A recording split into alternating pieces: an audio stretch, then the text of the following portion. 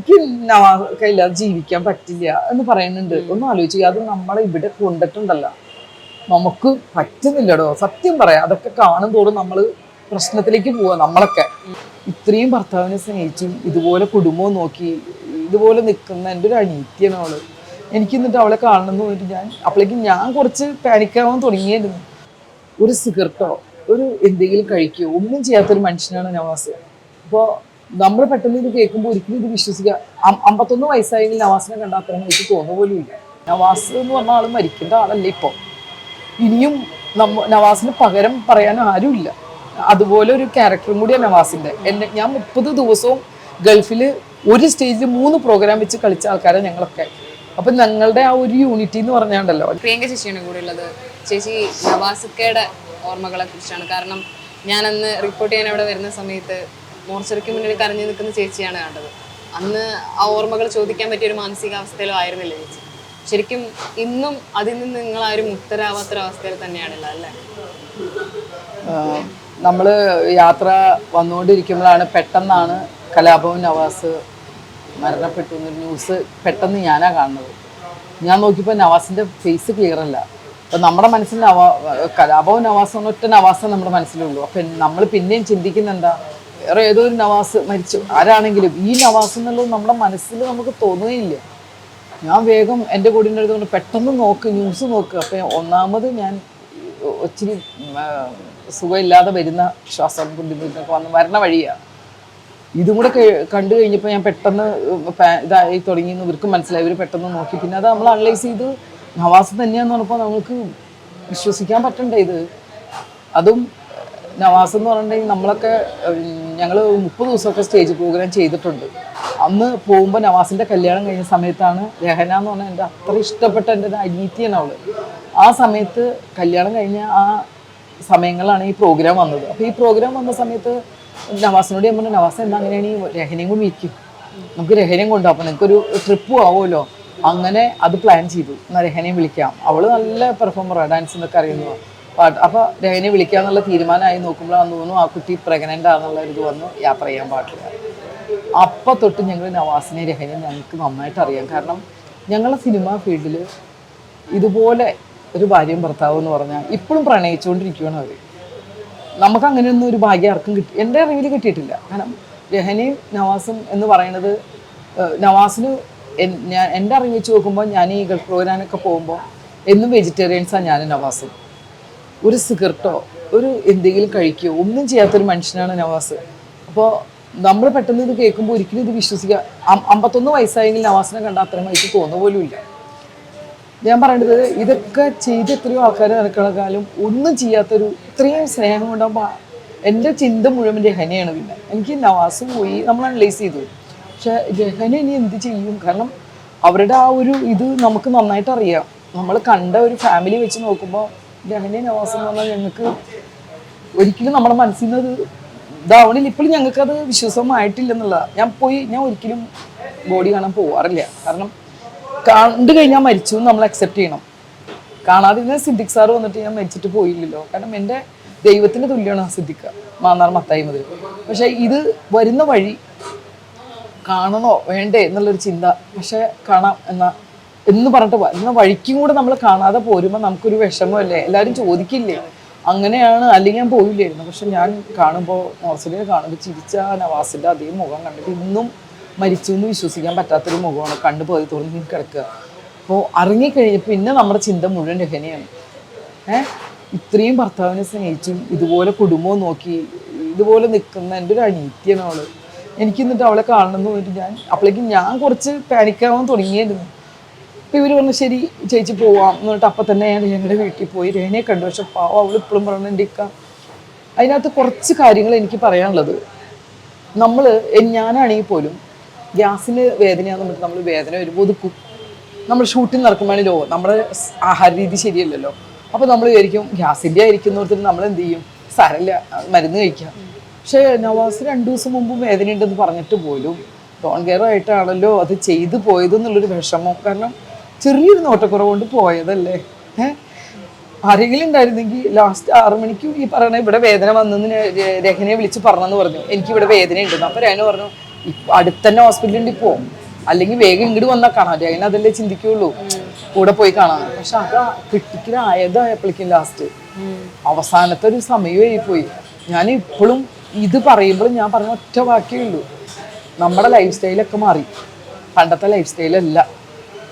പിന്നെ അതുപോലെ നമ്മൾ ഈ കൊറോണ വന്നപ്പോൾ വാക്സിൻ എടുക്കലും ഇങ്ങനെയൊക്കെ വന്നുകൊണ്ട് എല്ലാവർക്കും വ്യായാമം ചെയ്യുന്നവർ കുഴഞ്ഞു വീഴുന്നു ഇല്ലേ. അപ്പോൾ ഇനിയെങ്കിലും നമ്മുടെ ജീവന് നമ്മൾ ഒത്തിരി വില കൽപ്പിക്കണം ഇപ്പോൾ ഇപ്പോഴത്തെ ഈ ജനറേഷനിൽ. കാരണം 50 വയസ്സായാലും എടുത്തു നോക്കിക്കോ, പുറകോട്ട് നോക്കുമ്പോൾ എല്ലാവരും ഇങ്ങനെ ഓരോ മരണം കേട്ടുകൊണ്ടിരിക്കുക നമ്മൾ. അതുകൊണ്ട് ദയവ് ചെയ്ത് എന്തെങ്കിലും അസ്വസ്ഥത എന്തെങ്കിലും ചെന്നാൽ തൊട്ടടുത്ത ആശുപത്രി പോയിട്ട് ഒന്ന് നോക്കാനുള്ള. കാരണം നിങ്ങൾ പോയി കഴിഞ്ഞാൽ ഇതിൻ്റെ പുറകിൽ ഇനി ഞങ്ങൾ ജീവിച്ച് തീർക്കാൻ പറ്റിയ ഒരുപാട് ആൾക്കാരാണ് നമ്മളൊക്കെ. ഇവർ പോയി കഴിഞ്ഞാൽ പിന്നെ നമുക്ക് ജീവിക്കണ്ടേ? കാരണം നമ്മളതുപോലെ ഇപ്പം എൻ്റെ ഭർത്താവിൻ്റെ അച്ഛൻ, അമ്മ, എൻ്റെ മോൻ, എൻ്റെ സഹോദരൻ, എൻ്റെ അമ്മ, അതാണ് എൻ്റെ ജീവിതം അല്ലേ. നമുക്ക് എല്ലാവർക്കും അങ്ങനെ തന്നെയല്ലേ. അതാണ് നമ്മളിവിടെ അടിച്ചു പൊളിക്കും. നമുക്ക് നാളെ ചിരിച്ച് സംസാരിക്കേണ്ടി വരും. ഇപ്പം ഇത് കഴിഞ്ഞ് ഞാൻ അപ്പുറത്ത് പോയി എനിക്ക് സംസാരിക്കേണ്ടി വരും. നമുക്ക് ലൈഫിലേക്ക് കടന്നില്ലേ പറ്റൂ. പക്ഷേ നമുക്ക് ഓരോരുത്തർക്കും വരുമ്പോൾ നമ്മൾ ജീവിച്ച് മുന്നോട്ട് പോകാൻ നിങ്ങളാണ് ഉള്ളൂ എന്നുള്ളൊരു ചിന്തയാണ് നമുക്കൊക്കെ. കാരണം അതുപോലെ സ്നേഹിക്കുന്നതാണ് ഫാമിലി എന്ന് പറഞ്ഞാൽ. ഞാൻ എൻ്റെ ഫാമിലി അത്രയും സ്നേഹിക്കുന്ന ഒരാളാണ്. അപ്പം എനിക്ക് രഹനയുടെ ദുഃഖം എൻ്റെയും കൂടി ദുഃഖമാണ്. എനിക്ക് സഹിക്കാൻ പറ്റില്ല. ഞാൻ കണ്ടു, പക്ഷെ അവള് ആ സമയത്ത് കനിയൊന്ന് കണ്ടാൽ മതി എന്നിട്ട് അവളുടെ കരച്ചിൽ എനിക്ക് കാണാൻ പറ്റാണ്ട് കുറച്ച് നേരം ഇരുന്നിട്ട് ഞാൻ പിന്നെ പോയില്ല മോളെ. കാരണം എന്താ അറിയോ, എനിക്ക് പിന്നെ ഇനി പോയിട്ട് ഞാൻ ചിലപ്പം വീണ് പോകും. കാരണം ഇന്നിപ്പോൾ ഞാൻ അതിജീവിക്കണം, ഞാൻ മനസ്സിനെ പറഞ്ഞ് പഠിപ്പിക്കണം. കാരണം ജീവിതമാണ്, നമുക്കിനി മുന്നോട്ട് പോകണ്ടേ. അപ്പോൾ നമുക്ക് വിഷമമുണ്ടെങ്കിൽ നമ്മളതൊക്കെ തരണം ചെയ്യാം. പക്ഷെ ഞാനിപ്പോൾ വീണ്ടും പറയുന്ന കാര്യം ഒന്നേ ഉള്ളൂ, നവാസ് എന്ന് പറഞ്ഞ ആൾ മരിക്കേണ്ട ആളല്ല ഇപ്പോൾ. ഇനിയും നവാസിന് പകരം പറയാൻ ആരുമില്ല. അതുപോലെ ഒരു ക്യാരക്ടറും കൂടിയാണ് നവാസിൻ്റെ. ഞാൻ 30 ദിവസവും ഗൾഫിൽ ഒരു സ്റ്റേജിൽ 3 പ്രോഗ്രാം വെച്ച് കളിച്ച ആൾക്കാരാണ് ഞങ്ങളൊക്കെ. അപ്പം ഞങ്ങളുടെ ആ ഒരു യൂണിറ്റി എന്ന് പറഞ്ഞാണ്ടല്ലോ, ഞാൻ കോട്ടയം നഴ്സറിയൊക്കെ ഉണ്ടായിരുന്നു, പിന്നെ ഷാജോൺ, ഞങ്ങൾ കുറേ ടീമായിട്ട് പോകുമ്പോൾ ആ ഒരു ടീമിലുള്ള ഒരു ഇതിപ്പം ഇല്ല കേട്ടോ. ഇപ്പം അങ്ങനെ പ്രോഗ്രാമൊന്നും അധികം ഇല്ല. പക്ഷെ അന്നത്തെ പ്രോഗ്രാം ഞങ്ങളൊരു ഫാമിലിയാണ്. അപ്പോൾ എന്നെ എപ്പോഴും ഞാനൊരു വെജിറ്റേറിയൻ, ഞാൻ ഇങ്ങനെ ഇതൊന്നും കഴിക്കാത്തതുകൊണ്ട് ഞാനും ഒന്നും വേണ്ട. ഈ കഴിഞ്ഞ തവണ പ്രോഗ്രാം, അതിൽ ഓരോ പ്രോഗ്രാമിലും അമ്മ മീറ്റിങ്ങിലൊക്കെ കാണുമ്പോൾ അപ്പോഴാണ് നമ്മൾ കാണുന്നത്. ആ കണ്ട് സംസാരിക്കുമ്പോഴും നവാസ് വന്ന് നമ്മളോട് സംസാരിക്കുന്ന രീതി, ചിലരോടെ പുള്ളി സംസാരിക്കുള്ളൂ, ഒത്തിരി ഓവറായിട്ട് സംസാരിക്കുന്ന ആളല്ല.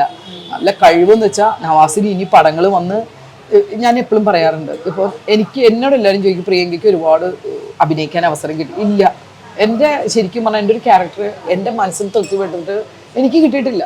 അമ്മായിമ്മ ചെയ്തു, മാന്നാർമത്തായി ചെയ്തു, ഇതൊക്കെ ശരിയായിരിക്കാം. പക്ഷേ ഇന്ദ്രൻ സേട്ടനെ പോലെയും സുരാജിനെ പോലെയും സലീമേട്ടനെ പോലെയൊക്കെ അഭിനയിക്കാൻ ക്യാരക്ടേഴ്സ് തരേണ്ടത് ഡയറക്ടർ സ്ക്രിപ്റ്റ് എഴുതുന്നവരൊക്കെ. നമുക്കതൊന്നും കിട്ടിയിട്ടില്ല. പക്ഷെ കിട്ടുന്നുള്ള വിശ്വാസമാണ്, കാരണം ഇവർക്കൊക്കെ കിട്ടിയിട്ടുണ്ടല്ലോ. അപ്പം നമ്മുടെ സമയം വരും. അതേപോലെ നവാസ് എന്ന് പറയുന്ന ഒരു വ്യക്തിക്ക് അദ്ദേഹത്തിന് ഫുൾ അഭിനയത്തിൻ്റെയോ എല്ലാത്തിൻ്റെയോ ഒരു കാര്യങ്ങൾ ഇതുവരെ ചെയ്തിട്ടില്ല എന്നുള്ളൊരു തോന്നലാണ് എനിക്ക്. കാരണം അതിനുള്ളൊരു ഭാഗ്യമുള്ള നടനായിരുന്നു. ചെറിയൊരു നോട്ടക്കുറവുകൊണ്ടാണ് അദ്ദേഹം പോയത്. അതാണ് വിഷമം. കാരണം അല്ലാത്തൊരു ലൈഫാണ്. ഇപ്പോൾ കഴിച്ചിട്ട് ഞാൻ പറയാറുണ്ട്, കഴിക്കുന്നത് തെറ്റല്ല എന്ന് എല്ലാവരോടും ഞാൻ പറഞ്ഞിട്ടുണ്ട്. അല്ലാതെ അവനോട് ഇത് നോക്കാതെ, ഫാമിലിയും നോക്കാതെ കഴിച്ച് മരിച്ചു പോയവര് പോട്ടി നീക്കണം. കാരണം എന്താ വെച്ചാൽ അത് ഇവർക്ക് അത്രയും ബുദ്ധിമുട്ടാണ് ഇവർ സഹിക്കുന്നത്. പക്ഷെ നവാസ് എന്ന് പറഞ്ഞു കഴിഞ്ഞാൽ കുടുംബവും, അത് കഴിഞ്ഞ് ആ ഷൂട്ട് കഴിഞ്ഞ് ആ ഉമ്മാനെയും ഭാര്യയും മക്കളെയും കാണാൻ ഓടി വരേണ്ട മനുഷ്യനല്ലേ പിന്നെ ചെല്ലണത് ഇങ്ങനെ. അപ്പോൾ നമുക്കത് ഒരു കാരണവശാലും അക്സെപ്റ്റ് ചെയ്യാൻ പറ്റണില്ല. ഈ കുറെ കാലം നിങ്ങൾ ഒന്നിച്ച് വർക്ക് ചെയ്തവര് കൂടിയാണ്. നവാസുക്ക് ആ സമയത്ത് സിനിമയിൽ ഉള്ള സമയത്ത് ശരിക്കും മലയാള സിനിമ നവാസുക്കെ യൂസ് ചെയ്തിട്ടില്ല എന്ന് തോന്നുന്നില്ലേ ഈ സന്ദർഭങ്ങളിൽ? അത് ഞാൻ പറയുമല്ലോ. കാരണം ഞാൻ 2-3 പടങ്ങളിൽ, ഞങ്ങളൊക്കെ കോമഡി ചെയ്യുന്ന ആൾക്കാരാണല്ലോ, 1-2 പടങ്ങളിലൊക്കെ നമ്മളായിട്ട് കോമ്പിനേഷനൊക്കെ ഉണ്ട്. പക്ഷെ നവാസിനൊക്കെ ശരിക്കും പറഞ്ഞാൽ ത്രൂ ഔട്ട് ഒരു സീനിൽ വരെ നവാസ് ഒരു പടത്തിൽ ചെയ്ത് ഭയങ്കര കയ്യടിയുണ്ട്. അമ്മായിമ്മ എന്ന് പറഞ്ഞ പടത്തിൽ സുകന്യെ ലിഫ്റ്റ് കൊടുക്കുന്ന ഒരു സീനുണ്ട്. ആ ഒരു സീനിൽ ഇനി വരുന്നുണ്ടോയെന്നൊക്കെ ചോദിക്കുന്ന ആ പെർഫെക്റ്റ് ആക്ഷൻ ഉണ്ടല്ലോ നവാസിൻ്റെയൊക്കെ, അത്രയും അതുപോലെ ത്രൂ ഔട്ട് ക്യാരക്ടേഴ്സ് വല്ല പടത്തിൽ കൊടുത്ത നവാസും ഭയങ്കരമായിട്ട് സ്കോർ ചെയ്തത്. അതാ ഞാൻ പറഞ്ഞത്, അത് കണ്ണു തുറക്കേണ്ടത് ഡയറക്ടറും സ്ക്രിപ്റ്റ് റൈറ്ററൊക്കെയാണ്. അല്ലാതെ നമുക്ക് ഭാഗ്യം ചില സമയത്ത് വരും, പക്ഷെ ഇങ്ങനൊരു ദൗർഭാഗ്യമാണെന്നുള്ളത് വിശ്വസിക്കാൻ പറ്റുന്നില്ല. കാരണം ഇനി എങ്ങനെ പോയാലും നവാസ് ഒരു 10 വർഷത്തിനുള്ളിൽ നവാസ്ക്കൊക്കെ നല്ല രീതിയിൽ നവാസ് വരുമായിരുന്നു. കാരണം ക്യാരക്ടർ റോളുകൾ ഇപ്പൊ ചെയ്തു വരുമായിരുന്നു. അതിലാണ് പോയത്. അപ്പൊ നമ്മുടെ ജീവിതം എന്ന് പറയുന്നത് ഇപ്പോഴും ഞാൻ എല്ലാവരോടും പറയണത്, വെള്ളം അടിക്കുന്നതോ അതൊന്നുമല്ല പ്രശ്നം. നമ്മൾ എന്തെങ്കിലും നമുക്കൊരു ചെസ്റ്റ് പെയിൻ ഈ സൈഡിലോ അങ്ങനെ എത്ര നമ്മൾ മൊബൈലിലും ഇൻസ്റ്റയിലും ഒക്കെ നമ്മൾ കാണുന്നില്ലേ, ഇങ്ങനെയാണ് അറ്റാക്ക് വരും, വേദന ഉണ്ടാവും, ആ വേദന. ഇത് നമ്മൾ അനലൈസ് ചെയ്തിട്ട് വേദന വന്നാൽ പിടിച്ചു നിർത്താതെ എന്ത് വർക്ക് നടന്നോട്ടെ, ഒരു സെക്കൻഡ് നമ്മുടെ ജീവന്റെ വില, നമ്മുടെ കൂടെയുള്ളവര്, പ്രായമായ അമ്മയുണ്ടാവും, അച്ഛനുണ്ടാവും, മക്കള്, ഭാര്യ, ജീവന് തുല്യം സ്നേഹിക്കുന്നവർ, ഇവരൊക്കെ നിങ്ങളെ ആശ്രയിച്ച് നിൽക്കുക എന്നുള്ളൊരു ഓർമ്മ ഉണ്ടെങ്കിൽ നിങ്ങൾ ആ സെക്കൻഡിൽ ഹോസ്പിറ്റലിൽ പോയിരിക്കണം. ജസ്റ്റ് ഒന്ന് ചെക്ക് ചെയ്ത് നോക്കുക, നമുക്ക് രക്ഷപ്പെടാലോ, ഇല്ലേ? ഇന്ന് നവാസൊക്കെ ഒരിക്കലും ഞാൻ പറഞ്ഞ നവാസം മരിക്കില്ലായിരുന്നു. ആ വേദന വന്ന സമയത്ത് ഒരു തവണ. അതുകൊണ്ടാണ് പറയണത്, ഇത് വീണ്ടും വീണ്ടും പറയാൻ കാരണം തെറ്റായിട്ട് പറയണതല്ല.